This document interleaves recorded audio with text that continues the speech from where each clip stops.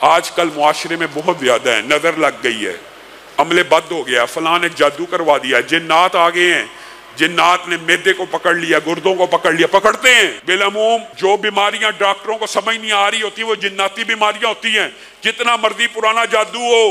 یہ وہ وظیفہ ہے کہ اگر 100 مرتبہ صبح اور شام پڑھیں گے، 18 سال پرانا جادو بھی ہو چلا جائے گا۔ بات آئی ہے ضمنی طور پہ، تو میں آپ کو ایک حیران کن بات بتلاؤں۔ آیت الکرسی کا جو میں نے آپ کو وظیفہ بتایا، ایک ساتھی کو بتلایا 18 سال سے اس کے گھر میں جنات تھے جو ظاہر بھی ہو جاتے تھے کئی مرتبہ اور تنگ کرتے تھے۔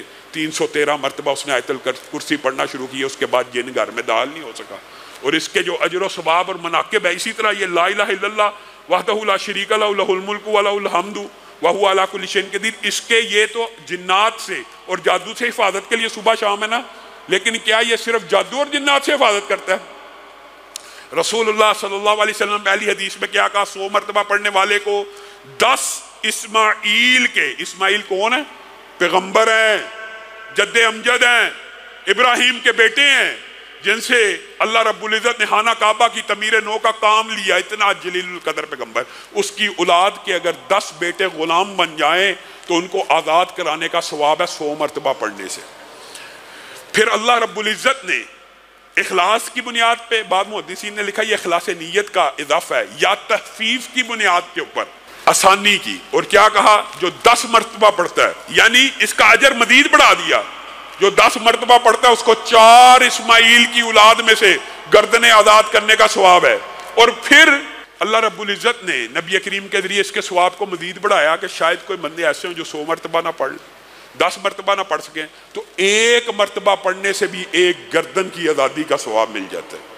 اب بتائیے 100 مرتبہ پڑھنے سے حقیقت میں تو 100 گردنیں آزاد ہو گئی۔ تو یہ اپنی زندگی کے اندر ثواب کے لیے بھی اس وظیفے کو اختیار کرنا چاہیے۔ اللہ سبحان اللہ و بحمدہ، آپ کو پتہ نا مشہور حدیث ہے یہ، تو 100 دفعہ پڑھنے کا کیا اجر و ثواب ہے؟ سمندر کی جھاگ کے برابر گناہ ہو تو معاف ہو جاتے ہیں، سمندر کی جھاگ کے برابر۔ اور یہی تسبیحات جب بندہ نماز میں پڑھتا ہے، نماز کے بعد، اور 1 مرتبہ اگر کیا کہے لا الہ الا اللہ وحدہ لا شریک لہ لہ الملک ولہ الحمد وہو علی کل شیء قدیر، یہ تو کم از کم یاد کریں، یہ آپ نے یاد کرنا ہے۔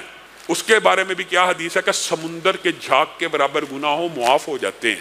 اور لا الہ الا اللہ جو افضل الذکر ہے، اسی وظیفے کا حصہ بھی ہے، لیکن لا الہ الا اللہ وحدہ لا شریک لہ لہ الملک ولہ الحمد وہو علی کل شیء قدیر، اس کے فضائل و مناقب الگ ہیں، لا الہ الا اللہ کے علاوہ بھی ہیں۔ لا الہ اکیلا، جو لا الہ اکیلا ہے نا، حضرت آدم نے کہا تھا اگر 7 زمینوں کو باندھ دیا جائے زنجیروں کے ساتھ تو لا الہ الا اللہ کے علاوہ کوئی کلمہ نہیں جو ان زنجیروں پہ پڑا جائے تو وہ پگھل کے رہ جائیں اور ٹوٹ کے نہ رہ جائیں۔ اور طلحہ بن عبید اللہ نے حضرت عمر کو کہا تھا میں نے رسول اللہ سے سنا تھا کہ ایک کلمہ جو موت کے غم کو دور کر دیتا ہے، موت کے غم کو دور کرنے کے اندر، اس غم کے اندر محدثین نے جو تشریح کیا ساری باتیں شامل ہیں۔ موت کے غم میں تکلیف، اذیت، دنیا چھوڑنے کا دکھ، اپنے بیوی بچوں کو چھوڑنے کا دکھ، اپنے مال پیسے کو چھوڑنے کا دکھ، ہر قسم کی تکلیف غم میں شامل ہوتی ہے۔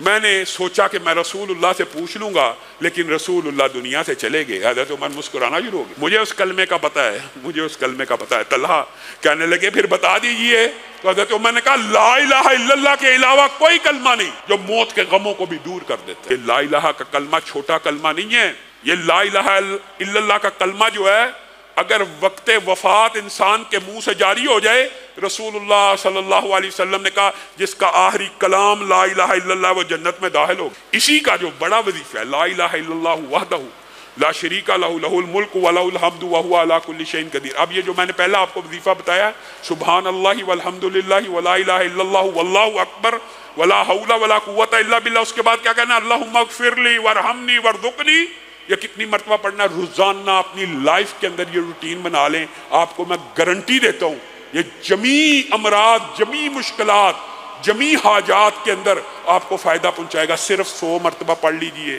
صرف 100 مرتبہ پڑھنے کے جو فضائل ہیں، موقع ملا آپ کے سامنے رکھوں گا، اکیلے اکیلے کے جو فضائل ہیں آپ حیران و ششدر رہ جائیں گے۔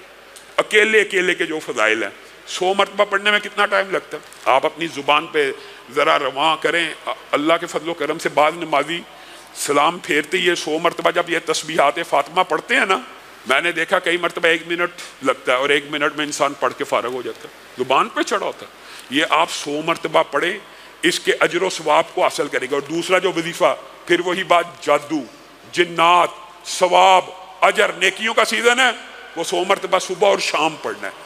اس کی آپ روٹین چاہے پورے رات میں 1 مرتبہ کی بنا لیں، لیکن اس وظیفے کی روٹین 100 مرتبہ صبح اور 100 مرتبہ شام کی اس لیے کرنی ہے کہ رسول اللہ صلی اللہ علیہ وسلم نے فرمایا ہے جو بندہ 100 مرتبہ صبح لا الہ الا اللہ وحدہ لا شریک لہ لہ الملک ولہ الحمد وہو علی کل شیء قدیر پڑھتا ہے، 100 مرتبہ رات کو پڑھتا ہے، وہ شیطان کے شر سے محفوظ ہو جاتا ہے، اور شیطان اور جنات کے شر